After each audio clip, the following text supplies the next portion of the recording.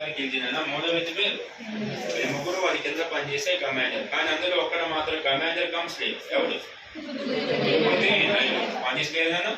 Next question raise చేద్దామా? First one question, ఇండియాలో పాకిస్తాన్ కాకుండా ఓల్డెస్ట్ క్యాంపస్ అక్సెస్ ఏదైనా నలంద చెప్పాలి. వితౌట్ పాకిస్తాన్ నలంద, విత్ పాకిస్తాన్ రాజపుత్రుడి గుప్తుల కాలంలో కట్టిన క్యాంపస్ క్యాంపస్ క్లోజ్. ఏం పేరునా? ఒక రెండో క్వశ్చన్ చెప్పండి, ధర్మపాలి కట్టిన క్యాంపస్ ఏం పేరు? విక్రమశీల. గోపాలి కట్టిన క్యాంపస్ వడంతపురి. వడంతపురి ఏ పేరు?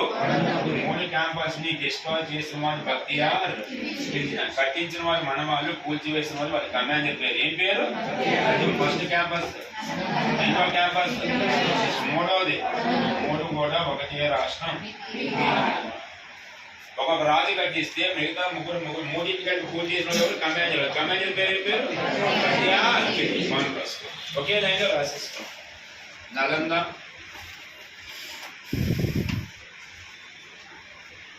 నలంద ఒకే లైన్, మన సెపరేట్ రాస్తాం. నలంద, విక్రమశీల, నలంద, విక్రమశీల, వడంతపురి, ఓడిఏ, వడంతపురి, యూనివర్సిటీ డిస్ట్రాయ్ బై, యూనివర్సిటీలను నాశనం చేసిన వాడు.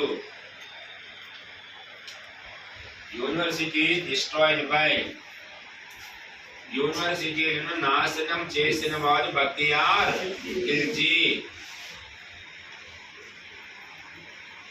బక్తియార్ ఖిల్జీ.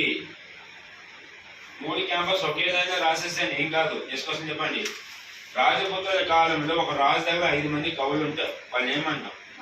పంచరత్నాలు. ఆ పంచరత్నాలు కవులు సేన వంశంలో ఉంటారు. లక్ష్మణ, ఆ లక్ష్మణ సేన బోధించిన వాడు కూడా బక్తియార్ ఖిల్జీ.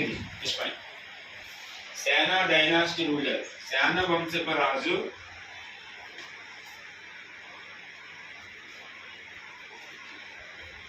లక్ష్మణ సేన. సేన వంశపు రాజు లక్ష్మణ సేన డిఫీటెడ్ బై, సేన వంశపు రాజు లక్ష్మణ సేన డిఫీటెడ్ బై బక్తియార్ ఖిల్జీ. సేన వంశపు రాజు లక్ష్మణ సేనంని బక్తియార్ ఖిల్జీ ఓడించాడు. ఇదే పాయింట్ అక్కడ రిఫ్లెక్ట్ అవ్వాలి కంపల్సరిగా. క్లియరా? నెక్స్ట్ క్వశ్చన్ రైజ్ చేస్తున్నా. రెండో క్వశ్చన్ నేను ఒక 2 యంత్రాల పేరు చెప్తున్నా. ఒక యంత్రం పేరు ముంజనిక్. ఏం పేరు? ముంజనిక్ ఒక యంత్రం. రెండో యంత్రం పేరు అరాద్. ఈ 2 యంత్రాలు ఉపయోగించి వీటిని బ్లాస్ట్ చేసేవారు. కోల్స్. కోల్స్ అంటే ఏం చెప్పినాను? ముంజనిక్ సేమ్ తెలియని వాళ్ళతో సేమ్ అన్నాం. ముంజనిక్.